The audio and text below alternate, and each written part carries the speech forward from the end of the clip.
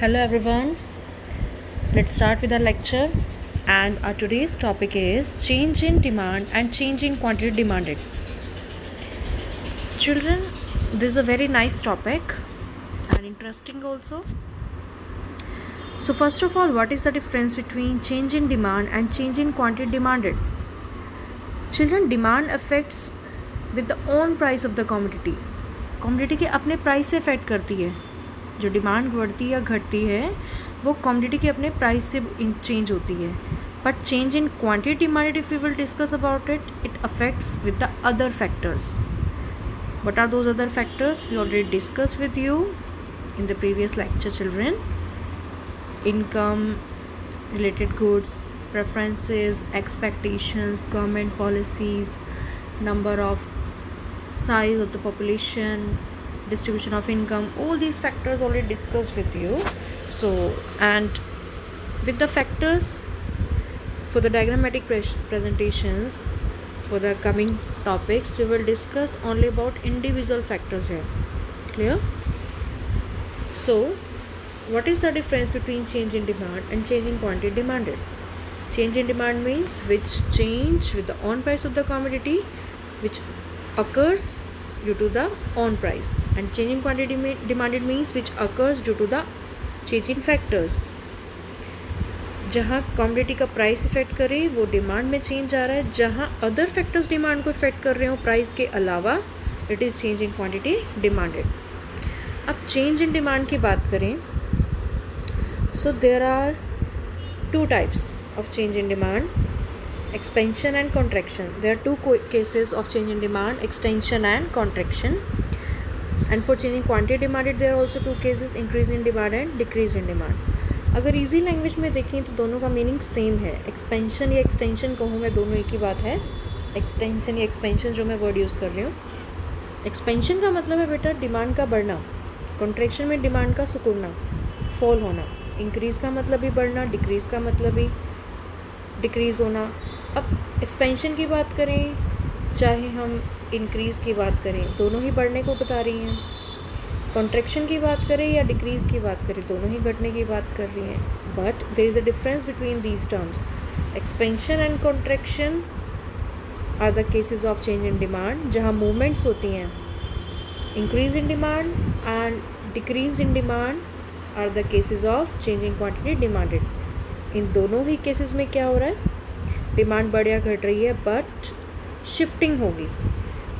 It means expansion contraction movement के cases हैं, increase in demand decrease in demand shifts के cases हैं.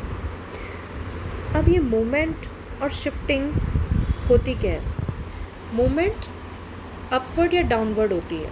It may be upward, it may be downward, remain at there on place only.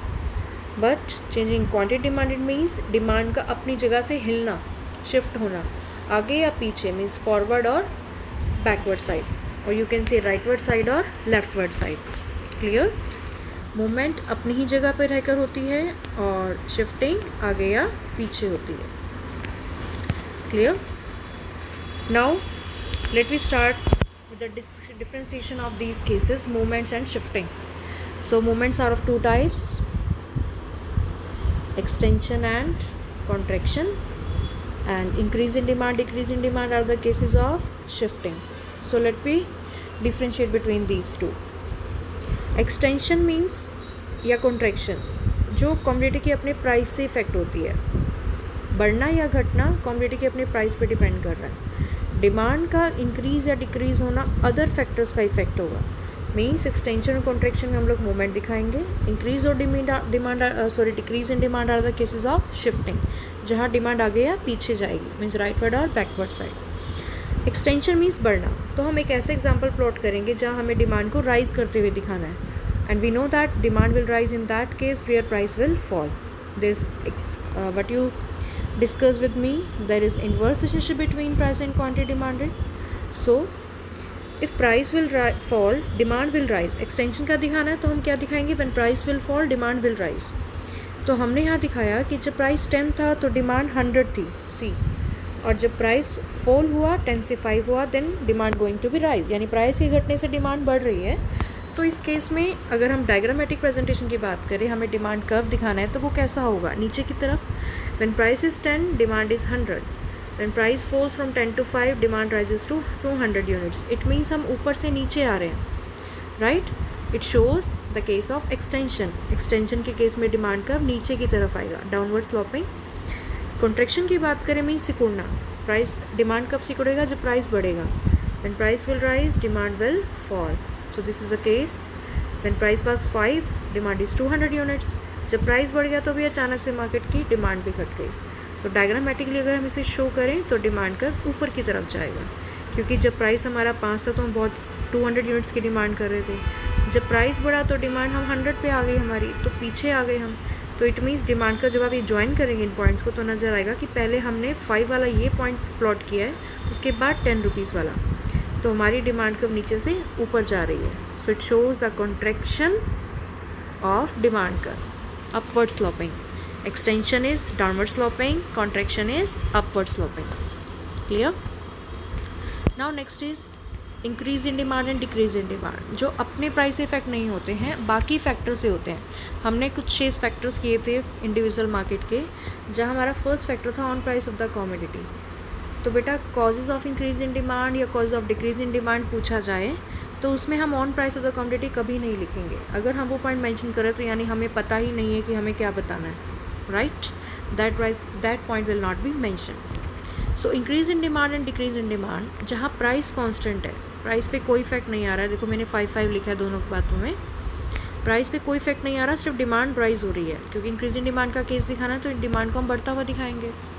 अब इस case में price constant है ₹5 पे, लेकिन डिमांड बढ़ रही है, 10 से 20 से 30 कुछ भी हो सकती है। इट मीन्स यहाँ price line parallel to OX axis नज़र आएगी हमें, लेकिन डिमांड भी बढ़ती हुई आगे जा रही है, तो इसकी फॉरवर्ड शिफ्टिंग हो रही है। देखो डिमांड कर्व की 10 से 20 की तरफ हम जा रहे हैं, तो जो फर्स्ट हमारा डिमांड कर्व है ये वाला, इससे हम आगे की तरफ बढ़े, right. So it is a forward shifting. Now next is decrease in demand, जहाँ डिमांड घट रही है लेकिन प्राइस पे कोई इफेक्ट नहीं है, प्राइस इज कांस्टेंट। हमने 10 एज्यूम किया है यहाँ पे, हमने एज्यूम किया कि प्राइस जब 10 था तो डिमांड हमारी 50 है, फिर से प्राइस पे हमारी डिमांड 30 भी है, यानी हम पीछे की तरफ आ रहे हैं, तो ये लेफ्टवर्ड शिफ्टिंग होगी हमारी डिमांड कर्व की, राइट। Price is constant. अब ये जो अदर फैक्टर्स की मैंने बात की, यहाँ लिखा हुआ है कुछ फैक्टर्स फेवर में हो या पॉजिटिव में आ रहे हो हमारे, तो डिमांड इंक्रीज़ होगी। जब हमारे फेवर में नहीं होंगे या डिमांड हमारी नेगेटिव होगी तब, तो उस केस में डिमांड का पीछे की तरफ आएगा। चलिए हम फैक्टर्स की बात करते हैं अभी। वो कौन से फैक्टर्स हैं जो डिमांड को इफ़ेक्ट करते हैं? व्हाट आर दोज कॉजेज़ और what are those factors which will help in increase in demand और decrease in demand? Children, these are the cases of increase in demand, और डिक्रीज के cases यही रहेंगे, reverse हो जाएंगे। कैसे हम देखते हैं। So let we start with the first point. The first point is rise in income. Children, जब इनकम बढ़ती है तो मैंने बताया था हमें हमारी डिमांड भी बढ़ जाती है। इनकम के बढ़ने से डिमांड बढ़ती है हमारी। Demand will rise when there will change in income. उसके 2 केसेस थे जो हमने अंदर एलोबरेट किए थे। नॉर्मल गुड्स के केस में इनकम बढ़ती है तो डिमांड बढ़ती है, यानी पॉजिटिव रिलेशन था, और इन्फीरियर के केस में हमारा इनवर्स रिलेशनशिप था। हम सिर्फ जनरल लिखेंगे जब rise in income, right. Second is rise in the price of substitute goods. Substitute goods के प्राइस अगर बढ़ जाए, हमने पीछे किया था बेटा, सब्स्टिट्यूट गुड्स के केस में प्राइस और डिमांड में पॉजिटिव रिलेशन होता है, यानी इंक्रीज इन डिमांड की बात करें तो हम राइज वर्ड यूज़ करेंगे, और डिक्रीज इन डिमांड का केस होगा तो राइज की जगह हम फॉल वर्ड यूज़ कर लेंगे। कॉम्प्लीमेंट्री गुड्स का हमें पता है इन्वर्स रिलेशनशिप होता है, तो हमें पता है डिमांड कब बढ़ेगी, जब एक का प्राइस घटेगा, तो यहाँ फॉल वाला वर्ड यूज़ होगा कॉम्प्लीमेंट्री के साथ। एज वी नो सब्स्टिट्यूट में पॉजिटिव रिलेशन है, तो बढ़ने के साथ ही बढ़ेगा ना डिमांड, तो प्राइस बढ़ेगा तो डिमांड बढ़ेगी दूसरे की। और कॉम्प्लीमेंट्री में हमने पढ़ा था जो कि जॉइंटली डिमांडेड होते हैं, एक का प्राइस घटता है तो अचानक से दूसरे की डिमांड बढ़ती है। So it means substitute goods की बात करेंगे तो हम राइज वर्ड यूज़ करेंगे इंक्रीज़ के केस में, कॉम्प्लीमेंट्री की बात करेंगे तो फॉल वर्ड यूज़ करेंगे, और डिक्रीज़ का केस होगा तो रिवर्स हो जाएगा। जब टेस्ट एंड प्रेफरेंस हमारे फेवर में होगा तो हमारी डिमांड बढ़ती है, मैंने बताया था, फेवर में होंगे तो बढ़ेगी, फेवर में नहीं होंगे तो डिक्रीज़ होगी। एक्सपेक्टेशंस ऑफ प्राइस, एक्सपेक्टेशंस में हमने बताया था डिमांड कब बढ़ती है, जब मुझे लगेगा कि फ्यूचर में प्राइस बढ़ रहे हैं तो मैं प्रेजेंट में डिमांड बढ़ा दूंगी। प्रेजेंट को लेके बताना ना डिमांड कैसे बढ़ेगी, तो ऑब्वियसली फ्यूचर की एक्सपेक्टेशंस क्या है हमारी प्राइस के बढ़ने की, तो प्रेजेंट में डिमांड बढ़ा देंगे। गवर्नमेंट की पॉलिसीज़ हमारे फेवर में हैं तो हम प्रेजेंट में डिमांड बढ़ा देंगे। अगर हमें अच्छी छूट मिल गई है, सब्सिडी मिली है, और अगर टैक्स ज़्यादा लग रहा है तो डिमांड घटा देंगे। यानी कि इंक्रीज इन डिमांड के जो हमारे केसेस हैं, rise in income, rise in the price of substitute goods, price of complementary goods falls, taste and preferences in favor, expectations of price with rise in future, government policy in favor। अगर हम decrease की बात करें तो सब reverse हो जाएगा। क्या रिवर्स होगा?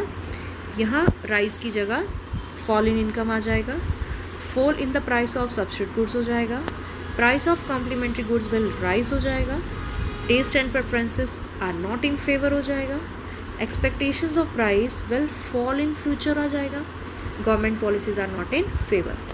So these will be the causes of decrease in demand। Clear children? So today we have done about this topic completed way here। So we will discuss the next topic in the next lecture। So हम कौन से topic आज हमने किए? About change in quantity demanded and change in demand। उसके बाद हमने उसे एलोबरेट किया और उसके अंदर मूवमेंट्स ऑफ शिफ्टिंग को हमने एक्सप्लेन किया, उसे डिस्कस किया। मूवमेंट्स और शिफ्टिंग के अंदर अब जो दो केसेस हैं उन्हें हमने एक्सप्लेन किया, उन्हें हमने डिस्कस किया। And these are the certain causes of increase in demand and decrease in demand. I hope children these things are clear to you. So let me meet in the next lecture। Till then, thank you. Have a nice day ahead. God bless you.